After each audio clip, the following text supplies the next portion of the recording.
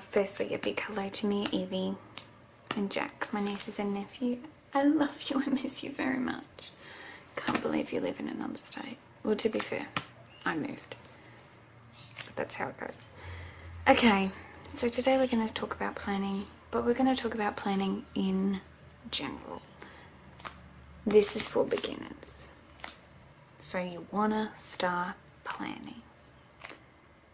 Now, I assume at this point you're overwhelmed.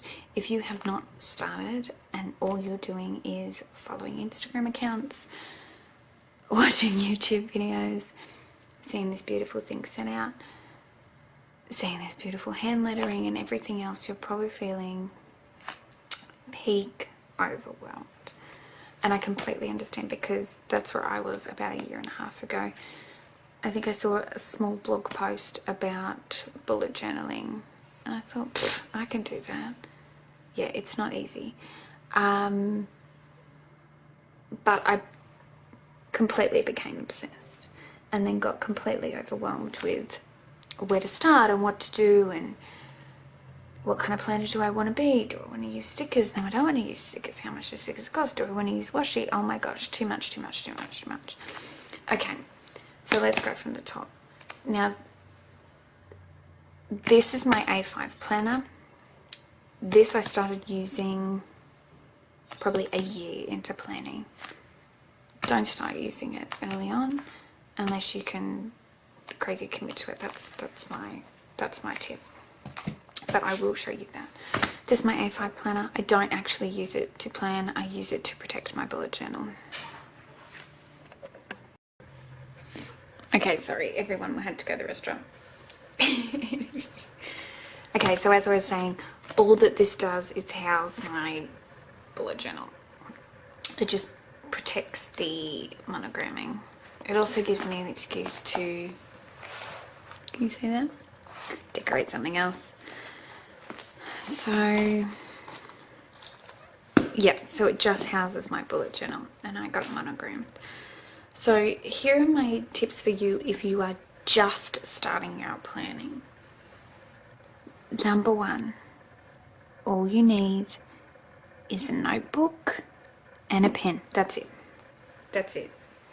So when I started early last year, I just got really overwhelmed and thought, what am I going to do? How am I going to start? How's everything going to... I'm just not good enough. All the good stuff. And so what I did is I picked up a notebook that I had in my house and a pen and just started doing dailies. So if you are a beginner, a daily is... Let's find one. I'm not halfway. So yesterday's. So a daily spread. And you write the day. So this is my current daily spread. So this is after quite a lot of deciding what does work for me and what I want to track and all of that stuff. But basically in the beginning it was just day, date, to do, and that's it. I think I started adding stuff like read one chapter or anything like that, and that is all I did. That's all I did. And then I tried to expand outside of the lined journal. So it was a lined. Lined is fine. Don't get overwhelmed by grid or dot grid or graph or anything like that. Just get a notepad and a pen and just start doing something.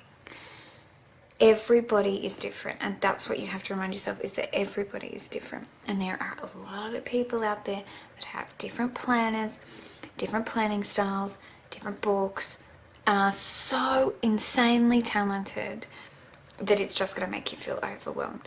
But planning isn't about them. It's not about them. It's about you and what works for you.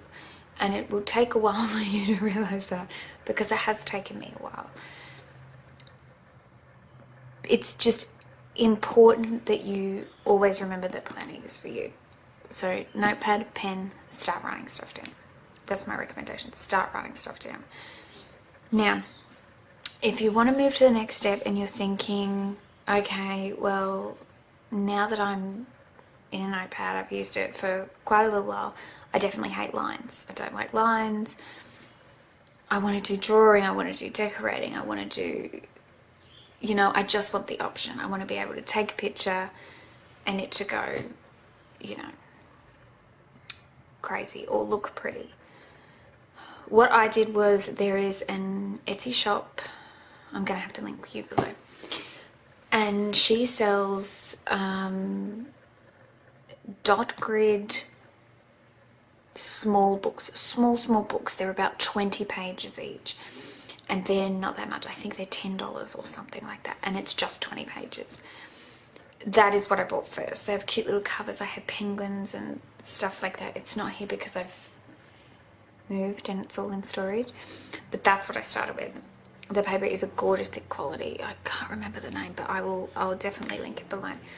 And I started using dot grid in there so that I could get used to the dot grid and all that, because what you will find out is that people have a specific, especially when it comes to bullet journaling, a specific book that they use. They like to use a Leutsch term or Moleskine. Is it Moleskine? Maybe not. Or other brands. And they're all going to tell you they're great and stuff like that. But the thing you also have to remember is that they're not cheap. And I'm going to be honest here. Because your planning can go in so many different ways and so many different areas, do not wake up and buy a $40 Leutsch term. Spoilers, just don't do it unless it is something that you have been doing for a significant amount of time. So my suggestion is to buy a $10 dot grid book and just start using the dot grid. If you then use the dot grid for a certain amount of time, then my suggestion is to move into one that you'd like. Do a lot of research, determine what you're going to use it for. Are you going to be using it for watercolor if you want to do watercolor? Are you just going to be using pencil? Are you going to be using pens? Just give yourself time to determine. Don't go out and spend a huge chunk of money. That is probably my number one tip. Do not go out and spend a huge chunk of money. So I started planning March last year and did not buy my first Leutsch term until January 2018. January this year. Okay, so my camera died and now the sun is pretty much close to setting. So there's a lot of shadow. That's another thing to remember. It's never going to be perfect. There are people that have perfect videos with perfect lighting. It's not me. I'm going to have shadow puppets until I earn a bajillion dollars and then someone else can light it. But because the sun's setting, I'm going to try and be really, really quick. So as I was saying, I didn't buy my first Leutsch term until January this year, even though I started planning March last year. So it was after a lot of research and a lot of thinking about what I wanted, and did I want to continue dailies? Did I not? You really have to choose what's best for you. So yeah, so even here, it's a little bit different to what it is now, but it's still kind of the same. So my Wednesday, like that setup's still the same. I used to do drawings, I should probably get into that. Still doing quotes, and then I started doing these things, but it would make it really, really, really, really thick. That one I do never complete. As you can see, super thick. So I decided to just change a couple of things up. I think maybe towards the end, yeah. So as you can see, during this one I'm changing stuff up. So dailies is definitely what works for me. It just keeps my brain in place, even though it sounds like my brain isn't in place. But with dailies, I knew that I also needed a weekly setup, which is why I moved into a personal planner as well, where my weekly setup is. But what I'll do is I'll do a part 2 and go into other explanations. So yes, main tips. Do a lot of research before you purchase anything. Other tip, don't purchase anything. Do not purchase anything until you are sure. And when you are sure, just make sure that it's the right thing for you. If it would be ideal if you could test other stuff out first. For example, I went through several forms of these before deciding on the Leuchtturm, almost a year after I started planning. And as you can see, I was throwing this in my bag and chucking it in my bag, and I actually put it on concrete and stuff, which is not a great idea. Hence the monogramming came off. So what I ended up doing was getting this, I think it was $20 at Aldi. It's gorgeous, it's so sturdy. And just popping that in. It fits in my bag. As you can see, this hasn't come off, it protects it. So that's a choice that I made for myself. So that's the number one rule, as I said before. Focus on you. Don't focus on anybody else. There's a quote, I think it goes, don't compare your beginning to someone else's middle. That is the best advice I can give you when it comes to planning. The absolute best advice. So I hope some of my tips have helped, and I hope they get you started on the journey of planning. So my suggestion, grab a notepad, grab a pen, and just start writing stuff down.